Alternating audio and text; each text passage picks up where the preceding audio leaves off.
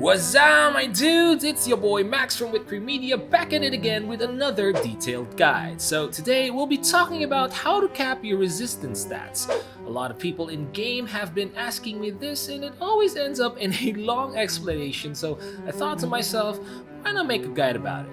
So without further ado, let's get on to it. Let's lay out some basic information first. So as of level 100, status resist is capped at 10,000 for 1v1 Coliseum and 11,500 in Team Coliseum or free-for-all. Resisting all status ailments is possible but will need a lot of red diamonds or kaching cash. The easiest resist stats to obtain are silence and stun, which also complements the fact that the most common status ailments are silence and stun. With that out of the way, let's talk about the ways on how you can obtain status resist points. With the revamp of slot imprints, capping resistance stats are much easier compared to before. You can get points anywhere between 3,000 to 500 with S to C grade imprints respectively. This leaves your slot imprints somewhat niche specific, as you'll have to choose between getting that triple S attack and having full resistances with S grades. This doesn't mean that you can't have both though, so your playstyle, your call.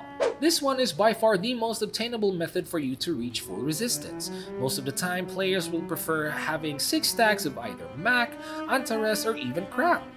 Depending on what resistance you need, you'll have to build it differently, so here's a quick example of typical pairs. We've got 6 Max, 2 Antares, and 2 Apocalypse optimized for stun resist. We've got 6 Antares, 2 Max, and 2 Hajals optimized for silence resist. And 6 Crabs, 2 Nibiros, 2 Fell Guardians optimized for freeze, and lastly we've got 2 Demia, 2 Blanco, 3 Attackers, and 3 Carjeps optimized for shock resist.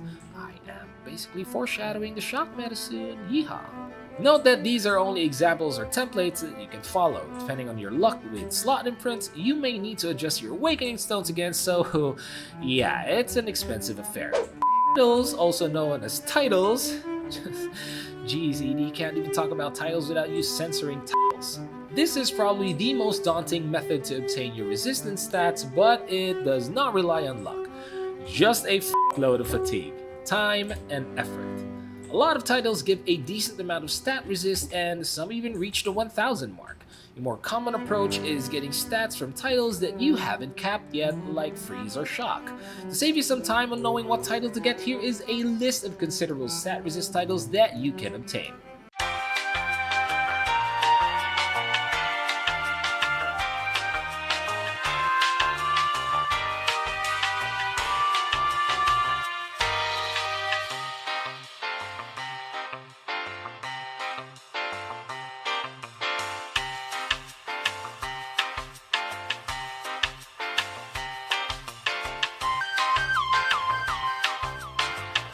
Last on the list are character-specific passives. So if you check your role skills, there are passives that allow you to boost specific resistance stats.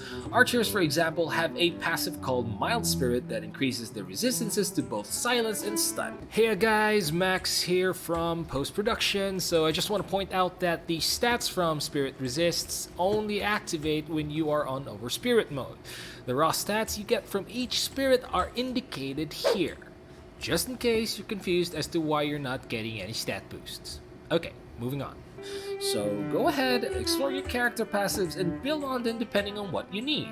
Note that role passives apply all throughout the game, unlike role actives that are limited to nests, team PvP, free-for-all, and guild wars.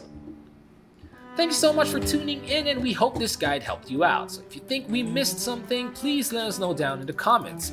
Like and subscribe if you found this helpful, and also I'd like to give some quick shoutouts to Gremlins from Typhoon Kim, Budoy 2, Pandoy, and Cursed Soul from Lockdown. So Lay, Cursed Soul is looking for you, he misses you, where you at? Peace out my dudes, be nice, stay safe, and we'll see you next time.